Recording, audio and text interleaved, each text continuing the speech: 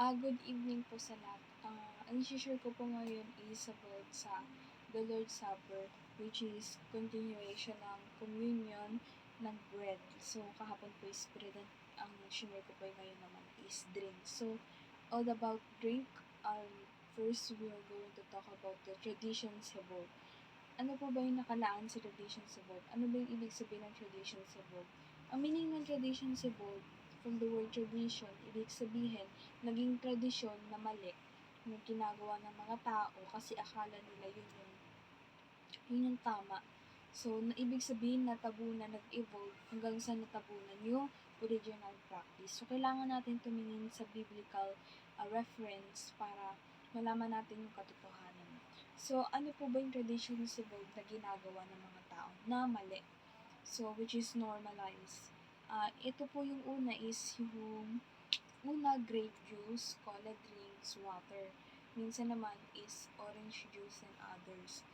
So, bakit ba siya tinawag na mali? Kasi ito po, ang communion is about sa death of Christ. It's about sacrificial of Christ para sa atin.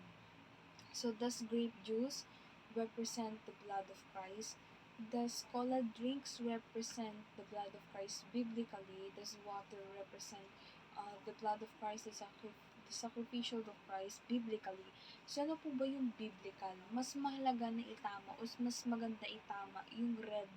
Sabi doon na ang original practice ng drink sa communion is dapat red.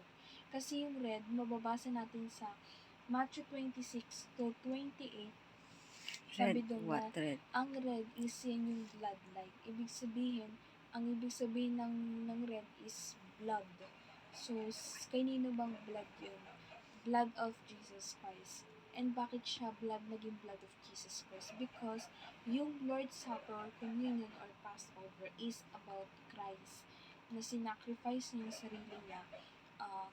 Yung dugo ang ibinayad para sa atin. So, yun yung red. Ngayon naman, yung grape, galing siya diba sa vine. And yung wine, so ibig sabihin red, ano po ba yung dapat nating inumin? Ano ba yung drink na red? Yun yung wine. Yung wine, sabi nun diba, can be drunken. Sabi dito sa 1 Corinthians 11:21, if you are doing it biblically, hindi mo kailangan, if you are doing it biblically, ibig sabihin, hindi ka nagpapakalasing. You are not doing it, or you are not drinking it just to get drunk, like, physically abused. So, ibig sabihin, inaabuso mo yung pag-inom hanggang sa malasing ka. Hindi natin ginagawa yun. Kasi iniinom lang naman natin yung wine para maalala at saka mai-represent and maitama yung sa original practice. So,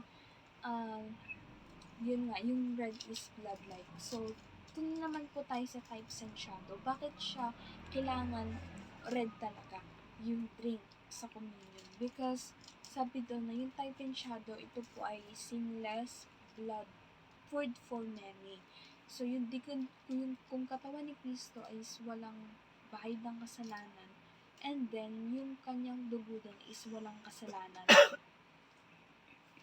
Yung dugo din niya is walang kasalanan. Sabi doon sa English, sinless blood poured for many. Sa Hebrews 9:14-22 and Luke chapter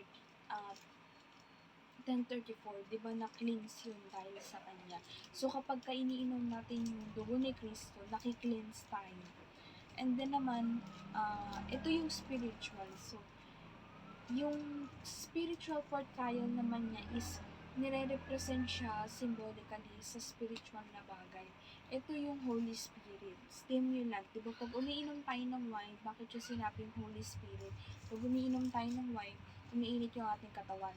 Tapos sabi doon, bakit partner yung bread at saka wine? Kasi diba, pag kinain natin yung tinapay, ang spiritual type nun is pinag-aaralan natin yung mensahe, yung pure word. Ngayon, bakit siya kailangan after natin kumain ng tinapay, kailangan ng wine? Kasi nga, pag ininom natin yun, iinit siya. So, iinit yung katawan natin. So, yan ang Holy Spirit stimulant. Sabi dito sa John 14:26 na ang Holy Spirit is mag-guide sa'yo. Sabi dito sa John chapter 14 verse 26, yung Comforter, which is the Holy Ghost, whom the Father will send in my name, he shall teach you all things and bring your remembrance whatsoever I have said unto you. So, ayun. Yung Holy Spirit, yan yung nagsistimulant ng revelation. It's stimulant to revelation. So, pag napag-aralan natin yung word, may natatanggap tayong revelation at dun sa revelation na yun, umiingat tayo. So, yun lamang po ang i-share ko. And, kapag may question po kayo, i-comment nyo lang po sa comment section. Thank you. God bless you.